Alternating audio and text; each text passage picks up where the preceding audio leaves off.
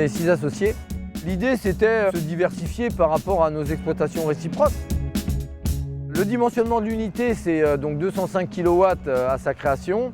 Et il y a 1 an et demi, on a rajouté un moteur pour monter à 500 kW. C'est essentiellement une CUMA qui gère l'approvisionnement. Il y a des va-et-vient toutes les semaines. On tourne autour de 20 km à la ronde. Le transfert, c'est aller chercher du lisier frais dans les exploitations pour le ramener sur le site et reprendre du digesta, éviter les retours à vide quand on peut.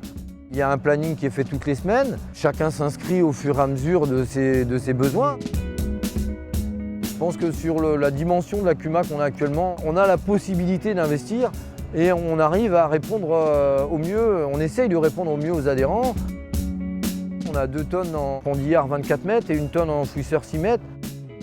Le fait d'être en CUMA, eh ben vous êtes acteur et vous pouvez faire des choix. L'unité de méthanisation de Charchigny, ça fait 2 ans qu'elle tourne aujourd'hui, une bonne centaine d'exploitations adhérentes, un rayon de 20 km. Une bonne douzaine de CUMA principalement impactées. Ça reste une grosse unité, donc il n'y en a pas beaucoup comme ça. La partie épandage, elle est libre à chacun.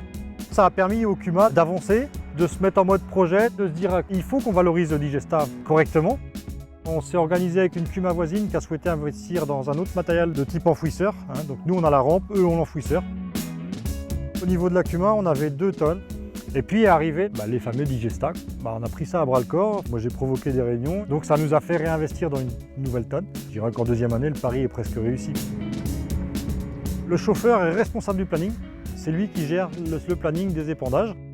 Quelqu'un qui a un besoin, donc comme aujourd'hui chez nous, on a appelé Jordan fin de semaine dernière. On lui a dit voilà, on a 300 m3 de digesta à épandre sur telle et telle parcelle.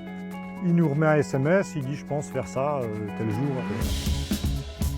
Il est important que les agriculteurs se prennent en main, quoi. Entre le moment où vous décidez de réfléchir, entre le moment où vous signez le bon de commande et le moment où la tonne arrive, il se passe bien 1 an et demi, 2 ans. Donc il faut l'anticiper, quoi.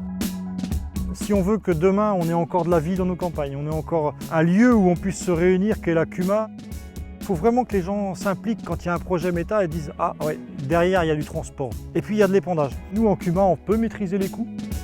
Tu fais le choix de t'investir dans une CUMA aujourd'hui, c'est aussi ça, c'est le collectif, le fait de rencontrer des gens. Moi je trouve ça passionnant, je m'éclate.